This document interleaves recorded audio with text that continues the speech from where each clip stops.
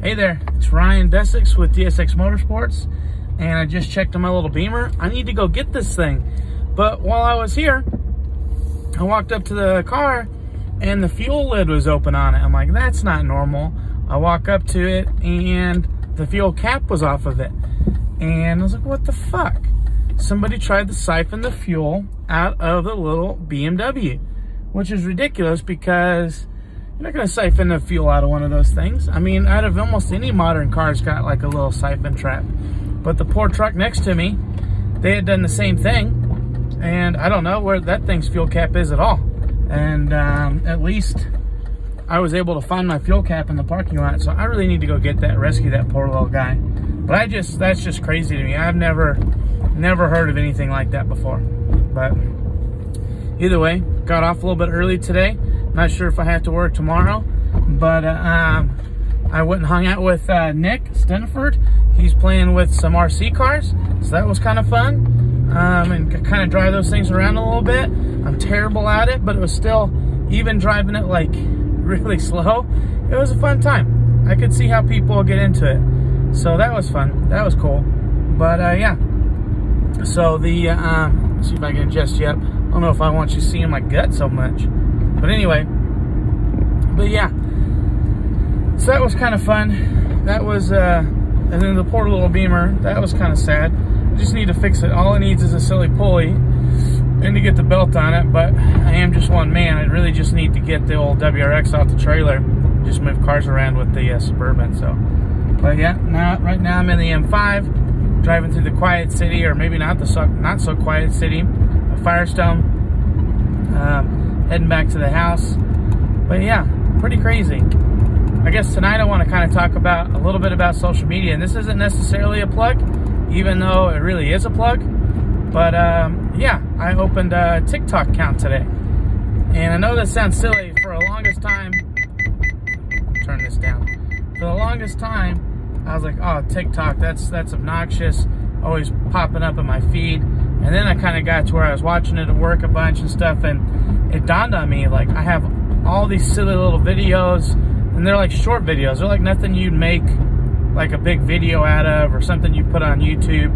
And try and keep my like content, I wouldn't say clean, but like somewhat organized on my Instagram. So I'm like, I feel like that's might even be like the perfect outlet. So I uploaded just a gang load of videos onto that silly little, it's kind of like Vines, but on that silly little TikTok. And one of the videos has got like well over 20,000 views, which to me is just mind-boggling. But yeah, so I have a TikTok. It's the same username as my Instagram, edirty6_motorsports. But yeah, if you're looking to see something like a little short video or short quip or whatever, I've got little funny stuff. I mean, and they're literally just like random stuff. Like the video in question I'm talking about, it's got 20-some thousand views already. At Grid Life Midwest, I fell asleep, just chilling. I kind of do that, you know, sometimes. So I'm snoozing or whatever in the paddock, sitting on my chair, and then it's Nick Stenford zip ties me to the chair. And so he's like, Ryan, and he wakes me up, and I jump up, and of course I'm zip tied to this chair. So it's just funny. I mean, but there's videos like that. There's some fun dyno videos, just like short little things, stuff from like Australia, stuff that's years old, you know, with the dogs, just funny stuff.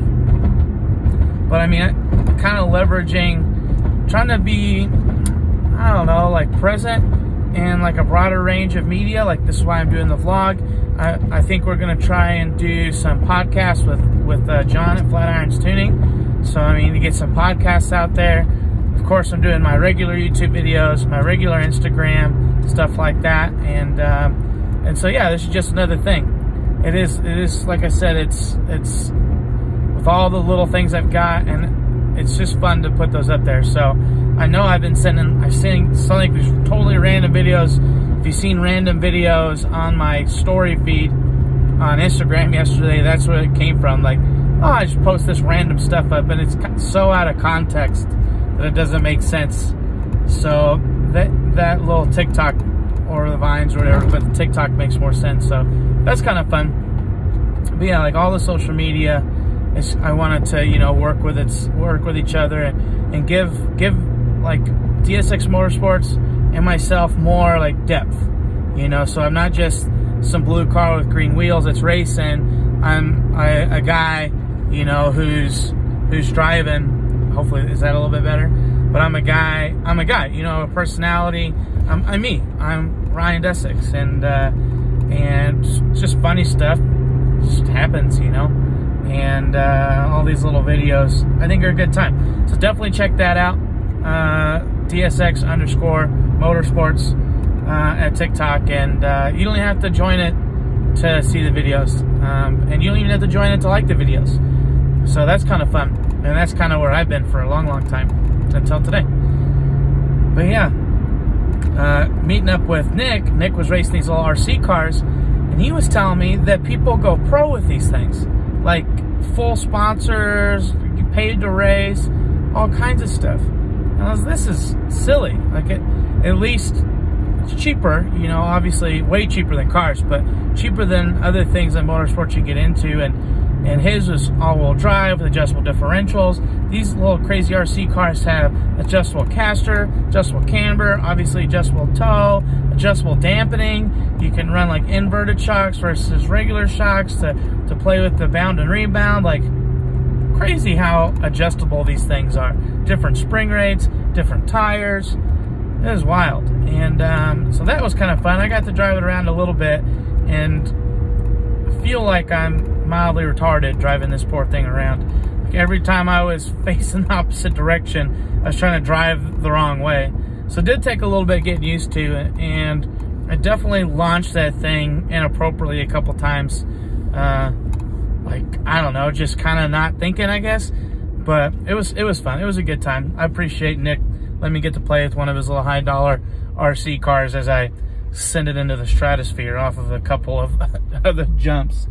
But yeah, it was a good time. Other things going on right now.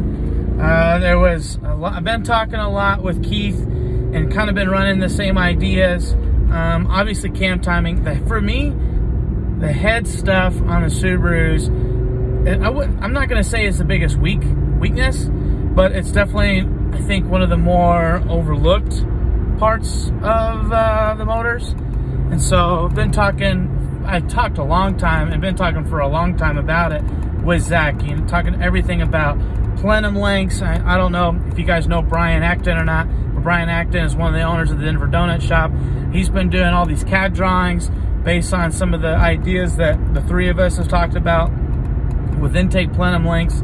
So I think he posted a couple of pictures today of some. I don't think he's really happy with them, but they look damn good, and you kind of get the idea. But talking about plenum lengths, talking about exhaust lengths, all that stuff, plenum size, runner lengths. You know, these cars, like, really just from the factory, they're more optimized because of the spacing and stuff, optimized for mid-range power. And it's tough to squeeze top-end power out of those things because the exhausts are so long, or because the intake manifold runners are so long. And I tried to experiment a little bit with the different intake manifold, which we were running the NA ones, and Brian modified it for us, which is awesome. But we lost plenum volume, and even though I liked how the runners ran, we had to run 25 mil spacers on it just to get it to fit with the AVCS solenoids and stuff. So that was kind of a wash, and didn't really have a whole lot of luck with them. I just didn't like the injector spray pattern, and plenum made it just really like knife edgy, you know, touchy. And so back on obviously the normal, I have a JDM TGV-less intake manifold as well, and that's what I've been running lately. But yeah, so anyway, back to what I was saying. We've been talking a lot about cams. You know, we talk about AVCS, dual AVCS, no AVCS. I have really been up to this point all about no AVCS. Like, you're building a motor, you set it up to run, you get a cam profile that's going to work in the RPM range you're going to drive in.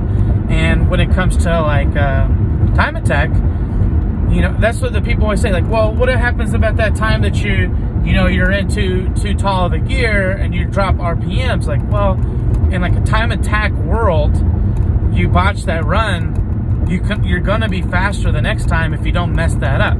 Like, the best run that you can do doesn't have mistakes like that in it. So it's kind of a moot point. However, one of the things that have been kind of interesting thinking about is actually taking the AVCS cams, on the intake side at least, to the next level, where you're doing shady stuff to try and get another 7 or 14 degrees of cam retard out of it for the top end. Keith talked to the guys MST, which is a big Subaru shop in Australia. He's pretty tight with them because they do rally. I think it might be MRT. It's actually, I think it's MRT. Yeah, MRT. But anyway, big rally shop in Australia. Keith does rally cars. That's kind of his background as far as building cars goes. And he asked them, you know, like, how much advance or what kind of like how much adjustment does one of those gears have? And they're saying up to 50, 51, 52 degrees on the intake cam. Well, then we started looking at these cam plots, and the cam plots are showing a whole, like, maybe 35 degrees of advance. Hold on. So anyway, showing 35 degrees of cam advance on, say, an S202 setup with a modified 207, or 30 degrees on a JDM RA STI motor, and only 20 degrees of advance on the regular US domestic STI motor, and they're really pretty conservative cam profiles. So what if, and this is kind of the hypothetical situation, so what if you're only using, say, at the most 35 degrees of advance, what's going on with that other, you know, 17 degrees? What if you could adjust the cam to get another, you know, to get access to the timing adjustments there? So then I kind of played around a little bit with looking at stock cam or aftermarket cams, something I could baseline that's well documented, something I could baseline across non-AVCS, JDM, and USDM cam profiles. And kind of what we're seeing is that from the get-go, the intake cams, these modified levels, are actually 15 degrees or so retard over a modified, like over the same or similar profile, or say a stage 2 profile on for a non-AVCS intake. So kind of the conclusion we had there is like, well, these companies are seeing that there's an opportunity to really take advantage of, you know, that 17 degree sweep that's not being used on the intake AVCS. So that kind of, I don't know, kind of reinforced that idea. Another thing that kind of helped reinforce that idea is like when I used the factory service manual, which we definitely came to the conclusion on that, like, not everything is 100%. And people who use those things a lot know that there's misprints in there, there's things that are just really vague, and hell, I mean, maybe there's more profiles out there. In this case, you know, this EJ205, maybe there's just more profiles out there. But I noticed, versus what it said I should have, I end up retarding the cam. I retarded the cam 5 degrees, but actually, according to the factory service manual, I actually retarded the intake cams 10 degrees. And that motor was, that 205 was wide awake at the top end. So I definitely think there's potential in trying to take advantage of it. And even like on those aftermarket profiles, they're showing 15 degrees retard that they can get more than what the that the aftermarket cam is. However, the non-AVCS cam, you have adjustable cam gears, and I don't know, kind of adjustments on the fly. So definitely something interesting, something we've been talking about, and it's kind of the thoughts of, and this is kind of how I phrased it to Keith when I was talking to him about it the last couple of days, is that I try myself personally, coming from a Honda background and then moving into BMWs, I try and take like what I know and what I've learned with how those motors make power, and understanding that there's definitely unique circumstances and advantages, but also some disadvantages of the EJ platform to play with, like, what do I know from the industry, from my experience. And Zach does this all the time too. Sometimes you look at drag cars to get ideas about stuff for circuit cars, and circuit cars for stuff for, you know, whatever. And sometimes you got to look outside the box, or outside the typical Subaru norm, and see, like, what are other tuners doing? People who tune BMWs, what do they do to make power? What do people who tune Hondas, what do they do to make power? Is that even possible on a Subaru? Is that even possible, like, mechanically? Is that even possible and you know, from a BMW to a Subaru, from a Honda to a Subaru, or whatever? So that's kind of how that conversation started. But anyway, that's enough rambling. Maybe you'll see tomorrow. Otherwise, I might be signing off for a week until we get back from Buttonwillow. But definitely watch my Instagram story feed. We should definitely be having some posts started no later than Wednesday, or Thursday, I mean. We plan on driving out Thursday afternoon. I'm going to try and get some other stuff up. I realized, looking at my other videos, like if you look at, I have like a one laps and some other stuff. I don't have all the tracks uploaded that I've driven this year. Even some of the ones I've blown motors up at, like say VIR. I don't have a fastest lap posted for VIR, and I definitely have one. So try and get some of that stuff up this week. You know, Monday, Tuesday, Wednesday. So yeah, so definitely check out YouTube for content coming up. Bigger content, you know, better than this, more refined than this by a good margin. Check out our Instagram. Watch and me and Nick. It's with 4 H's. Nick on Instagram. I'll post a link to, or at least his username. Be watching for his stories, and we're excited, you know, to see what happens at this event, the Global Time Attack event. There's gonna be a lot of cars out there that I haven't even seen because it's West Coast. So I'm just excited about it. So I might see you guys tomorrow, but definitely keep on the lookout between my Instagram, which is dsx_motorsports, which is the same as my TikTok. Check that out for some funny shorts, as I'll keep uploading those. And then, of course, you're on my YouTube page, and keep an eye out for videos coming up on the YouTube page. So, all right, see you guys maybe tomorrow, but definitely keep track with us. So.